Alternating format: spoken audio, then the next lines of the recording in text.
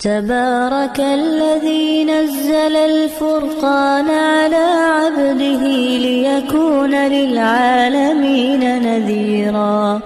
الحمد لله الذي هدانا لهذا وما كنا لنهتدي لولا ان هدانا الله. قوم بنی اسرائیل، قرآن مجید میں جتنے واقعات قصے بنی اسرائیل کے ہیں نا، اتنے کسی کے نہیں، اور انہوں نے کئی مرتبہ نافرمانی کی. پھر موسیٰ علیہ السلام سے اور وقت کے نبی سے کہا کہ اللہ سے معافی مانگو، ہم سدھر جائیں گے. پھر اللہ تعالیٰ وہ عذاب ہٹا دے، پھر سے وہ بگڑنا شروع ہو جائے، پھر پکڑ آ جائے، پھر توبہ کریں، پھر سدھر جائے، اور پھر وہ اللہ کی طرف سے کچھ آسانی مل جائے، پھر سے ویسے دنگے مستی کریں. اللہ تعالیٰ نے بعض مرتبہ ان کو اپنے حکم پر، آسمانی کتاب پر عمل کرانے کے لیے کیسے کیسے حکم نازل فرمائے. اس میں سے ایک منظر اس آیت کریمہ میں ہے.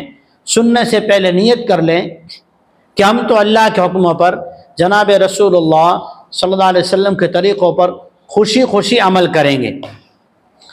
اعوذ باللہ من الشیطان الرجیم، بسم اللہ الرحمن الرحیم.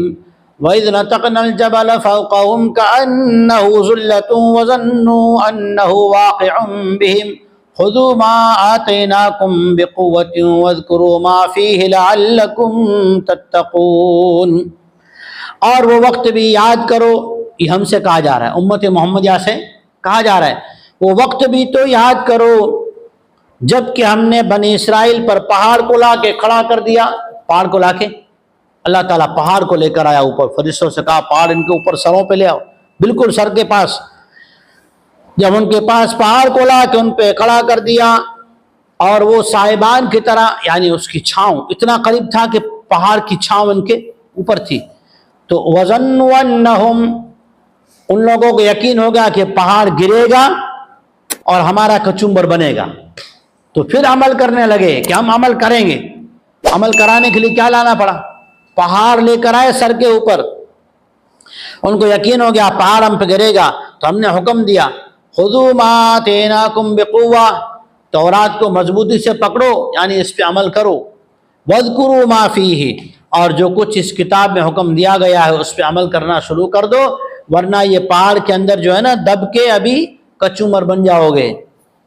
اور یہ بھی اللہ نے اپنے لیے نہیں، لَعَلَّكُمْ تَتَّقُونَ، اللہ تعالیٰ یہ احکام اس لیے کر رہے تھے تاکہ وہ بنی اسرائیل ڈر جائے. اچھا، ہماری طرف اس کو نازل کرنے کا کیا مقصد؟ اللہ جل شانہ اپنی طاقت دکھانا چاہتے ہیں کہ ہم انسان ہیں، چھوٹے سے 6 فٹ کے 5 فٹ کے، وہ اتنے بڑے بڑے انسان تھے.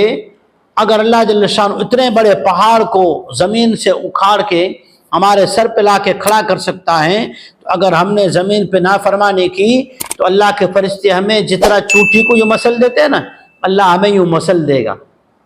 اس سے پہلے اللہ کے حکموں پر عمل کریں. عمل کرنے سے کیا ہوگا کہ جو اللہ کی فرما برداری کرے گا اللہ تعالیٰ اسے متقی بنائے گا، اور جو متقی بنے گا، پرہیزگار بنے گا، نیک بنے گا، اس کے لیے جنت ہے.